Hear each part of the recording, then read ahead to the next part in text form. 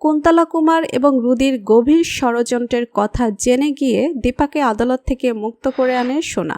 হ্যাঁ বন্ধুরা, আমরা এমনটাই দেখতে পাবো অনুরাগের ছোঁয়ার আগামী পর্বগুলোতে। কুন্তলা কুমার অর্থাৎ রুদির মায়ের কথা মতো মায়ের বিরুদ্ধে সাক্ষী দেওয়ার জন্য আদালতে যাওয়ার জন্য বেরিয়ে পড়ে সোনা। সোনা যখন কুন্তলা কুমারের সাথে আদালতে যেতে থাকে তখন গাড়ির চাকা পাংচার হয়ে যায়। কুন্তলা কুমার গাড়ি থেকে নেমে ড্রাইভারকে বলতে থাকে যে গাড়িটা তাড়াতাড়ি ঠিক করতে, তাদেরকে তাড়াতাড়ি আদালতে যেতে হবে, কারণ তার ছেলের সাথে যা হয়েছে তার বিচার তার চাই। ঠিক তখনই কুন্তলা কুমারের ফোনটা গাড়ির মধ্যেই বাজতে থাকে। ফোনটা হাতে নিয়েই সোনা দেখতে পায় রুদি ফোন করেছে। ফোনটা রিসিভ করে সোনা ফোনের ওপাশ থেকে রুদির মা ভেবে সোনাকে বলতে থাকে, মা এভাবে আর কতদিন নাটক করব? আমি আর হসপিটালে বসে নাটক করতে পারছি না। তাড়াতাড়ি তুমি ওই দীপা সেনগুপ্তকে সারা জীবনের জন্য জেলে পাঠাও।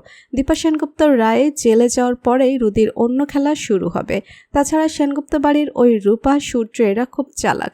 আমি যে কুমারের নাতি, এরা যে কোনো সময় ঠিক ধরে ফেলতে পারে। আমি যে নাটক করছি, আমার যে কিচ্ছু হয়নি, আমি যে সোনাকে ভালোবাসি না, ধরে ফেলতে পারে। ফোনের ওপাশ থেকে কথাগুলো শুনে অবাক হয়ে যায় সোনা। মনে মনে ভাবে যে তার মানে রুদির কিছুই হয়নি আর রুদি নাটক করছে।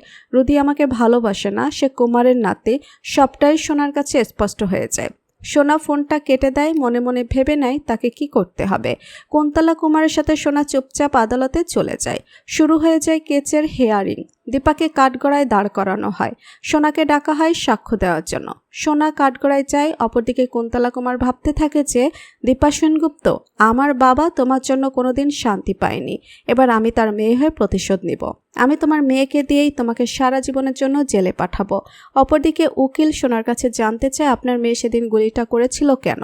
সব ঘটনা আমাদেরকে খুলে বলুন। আপনার মাকে কি আপনি দোষী মনে করেন? ঠিক সেই সময় সোনা চিৎকার করে বলে, আমার মা দোষী নয়, ওই রুদি আমার সাথে খারাপ কিছু করতে চাইছিল। সেই সময় আমার মা এসে আমাকে তার হাত থেকে রক্ষা করেছে। তখনই অবাক হয়ে যায় রুদির মা। হাঁ করে তাকিয়ে থাকে সোনার দিকে আর আদালতকে বলতে থাকে ও মিথ্যা বলছে। সোনার এত বড় পালতি খাওয়াটা সত্যি অসাধারণ ছিল। প্রিয় ভিউয়ার্স, পরবর্তী পর্ব দেখতে আমাদের চ্যানেলে লাইক, কমেন্ট এবং সাবস্ক্রাইব করুন।